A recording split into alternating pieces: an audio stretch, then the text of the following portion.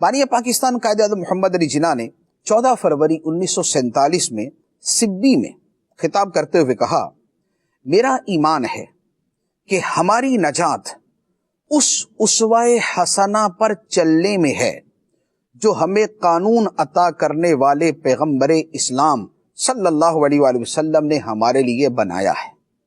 ہماری نجات اس اسوہ حسنہ پر چلنے میں ہے جو نبی پاک صلی اللہ علیہ وآلہ وسلم نے ہمیں عطا فرمایا ہے۔ اب یہ ساری چیزوں کو تھوڑا سا سمرائز کریں تو آپ کے سامنے آئے گا، پہلی بات، پاکستان بنا دو قومی نظریے کی بنیاد پہ، اور دو قومی نظریہ یہ ہے کہ مسلمان جدا ہیں اور مسلمانوں کے علاوہ اقوام جدا ہیں۔ اسلام ایک جدا گانا مذہب ہے اور اسلام کے علاوہ مذاہب جدا گانا ہے۔ پہلی بات، دو قومی نظریہ۔ دوسری بات، پاکستان کا مطلب کیا؟ لا الہ الا اللہ۔ تیسری بات، پاکستان اسلام کی، اسلامی نظام حیات کی ایک لیبارٹری ہوگا۔ چوتھی بات، پاکستان کا جو قانون ہے وہ قرآن اور سنت پر مبنی ہوگا۔ پانچویں بات، ہماری نجات اسوہ حسنہ کی پیروی کرنے میں ہے۔ چھٹی بات، اسلام کا تعلق صرف فرد کے ساتھ نہیں بلکہ فرد اور ریاست دونوں کے ساتھ ہوگا۔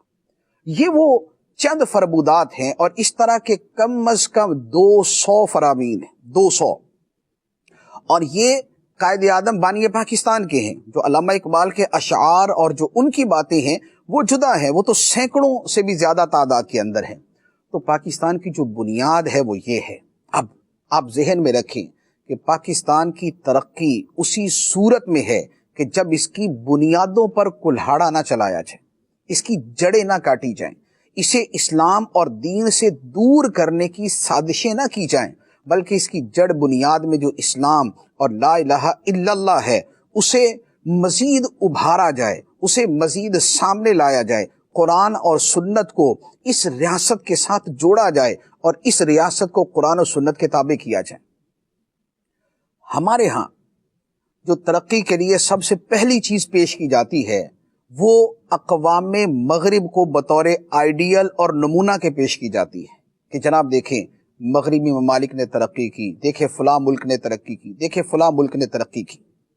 یہ جو ترقی کے لیے مختلف معیارات سامنے رکھے جاتے ہیں اس کے بارے میں علامہ اقبال نے پہلے کہہ دیا کہ اپنی ملت پر قیاس اقوام مغرب سے نہ کر، اپنی ملت پر قیاس اقوام مغرب سے نہ کر، خاص ہے ترکیب میں قوم رسول ہاشمی۔ قوم رسول ہاشمی، یہ مسلمان امت، یہ اپنی ترکیب میں، یہ اپنے وجود میں، یہ اپنی بنیادی اجزاء کے اندر یہ مختلف ہے دیگر اقوام سے۔ اس کی ترقی کا راستہ وہ نہیں جس راستے سے انہوں نے ترقی کی، اس کی ترقی کا راستہ اسلام سے ہو کے گزرتا ہے، اس کی ترقی کا راستہ دین سے ہو کے گزرتا ہے، اس کی ترقی کا راستہ قرآن و سنت کی تعلیمات سے ہو کے گزرتا ہے۔ تو یہ سب سے بنیادی بات، سب سے اہم ترین بات ہے کہ پاکستان کی ترقی کی بنیاد یہ دین، اسلام، قرآن، سنت اور اسوہ حسنہ ہے۔